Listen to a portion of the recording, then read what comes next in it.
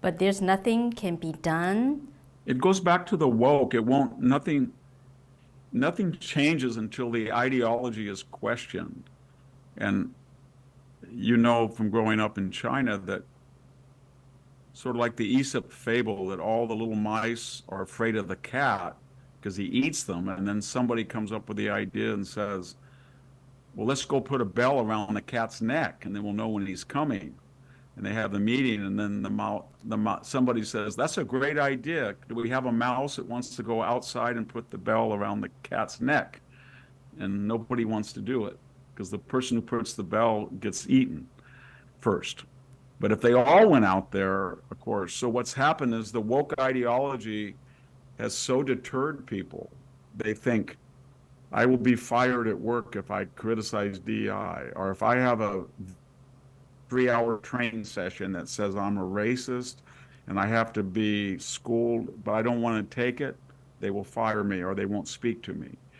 You know, if you were in France and the initial revolution to get rid of Louis the 15th was pretty good. They said, we want a constitutional parliamentary system like Britain. And then the next 6 weeks, they said, no, we want to change the days of the year and rename them. And then the next iteration was, we want to kill all the Catholic priests and worship the god Ratio or reason. And then the next one was, we're going to change the months of the year. And anybody who objected, you know what happened to them? They guillotined them, 2,600 of them, they cut their heads off. And then all of a sudden, the Thermidors came in and said, no more, it doesn't work. And they started guillotining the revolutionaries. So I don't know what's going to happen, but it won't change until people step forward and says, call me any name you want in the book. I'm not racist. I'm not sexist. I don't hate transgendered people. I don't know about climate change. All of their little nostrums that they call you names. But I do want to vote one day with an in person with an ID. And then if enough people do that, it'll change. It's starting to happen in some of the red states. But and same thing about the universities. And if people say, you know what, you're anti-Semitic and we're going to investigate you, and if your president of your university is discriminating against people because they're Jewish, we're going to cut your money off. That would change real quickly. Or we had at MIT, we had a bunch of students from the Middle East that they were surrounding and harassing physically and hitting Jewish students. And they were disciplined, and they asked the president of Massachusetts Institute of Technology, they said, they have violated all of their rules. They're here on student visas. Would you please expel them? And the president said, well, if I expel them, then they're going to lose their student visa and they have to go back to the Middle East. Well, that's the point. You don't want them here if they break your laws as guests. But until somebody has the courage where they say, I don't care what you call me, Islamophobe, anything. We have rules. If you come over to our country and you are a student and you physically assault another student and you break our rules, we're going to expel you, and then you're on your own. But it can happen very quickly, actually, if people will stand up. It's kind of like the emperor has no clothes. Everybody says, oh, what a beautiful robe the emperor has. And then some little boy says, but he's naked. You're all deluded. And then all of a sudden, everybody says, yeah, I just said that because I was scared. He doesn't have any clothes on. And that's kind of what DEI is, you know. All of a sudden, somebody has to say, well, I don't want to be in a plane with somebody who was picked, and every time he was on the simulator, he made mistakes, but he was the right race or the right politics. This is too dangerous. I'm not going to fly United anymore, you know. And when you start getting, that's happened with Bud, you know, all of a sudden people said, I don't have anything against transgendered, but this biological male dressed up as a woman who's trying to send me a message, I don't want to hear it. So I'm not going to buy it. I don't have any problem, but I'm not going to buy that product. Or I'm not going to go to Disney and see a transgendered mouse in a costume. I'm not going to do it. And then they didn't. And then suddenly it made an effect.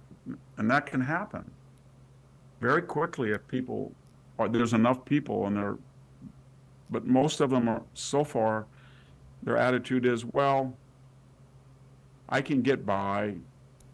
I don't watch the Oscars anymore. I don't watch the NBA playoffs. I don't watch NBC network news. I don't read the New York Times. I don't go to a Hollywood movie anymore. I just want to be left alone. I can navigate with my friends. I don't live in a bad neighborhood. I think I can get by. That attitude has to change. And if they hurt enough people, it will. But I don't know if they hurt enough people yet. So you We'll think see. people cannot be just silently try to navigate, but instead what they should do? You can see in San Francisco, right? You can see what they did to the city when you go down Yeah. Market Street, or when you want to. If somebody asks me to speak in San Francisco, I'm not going to drive my car and park on the street there. I take Uber, or I have somebody drop me off because I'm afraid they'll break the window and nobody will come. Or I used to walk around San Francisco at the Hyatt after I gave a talk. I'd get exercise at 10 at night. I can't do that anymore. In fact, I don't even go there anymore. And the people who are all left wing who voted that revolution in on homeless, on crime, on woke, it's affecting them. And now you see they're starting to vote. They got rid of their district attorney. They voted to be tougher with the homeless, but they're not yet where they have to be to save the city. Maybe they will in another year or two, but they created it. And when they look, they have to look in the mirror and say, we were deluded and we voted for a revolution that was way out beyond what we ever imagined. But things have to get bad. And I think San Francisco is a good example. It's a dysfunctional city. If you're a radical environmentalist and you say, global warming is destroying the country and we have to blow up a dam so rivers can flow naturally, but you're walking down Market Street at 5 in the morning and you see this truck pull up with chlorine water, a city truck, and they're squirting the sidewalks, and you start to see feces and needles being, washed into the storm drain, and you're not sure it's going to be treated. It's going to go out in the bay. You're thinking, well, wait a minute, that's exactly contrary to my ecological philosophy, even though it's homeless people. And so I think that's starting to affect people. Or you borrow $1.5 million to buy a little house in San Francisco. And the next thing you know, there's a homeless guy camping right outside your doorstep. And you call the police and they say, who are you to tell us that he can't stay there? And then you think, I'm paying $7,000 a month on my mortgage and my house is going down in value and nobody wants to buy it because there's a homeless person right outside my door. That affects them. It seems to me that when I go to Los Angeles or San Francisco, that they're unrecognizable as they were 5 years ago, the downtown.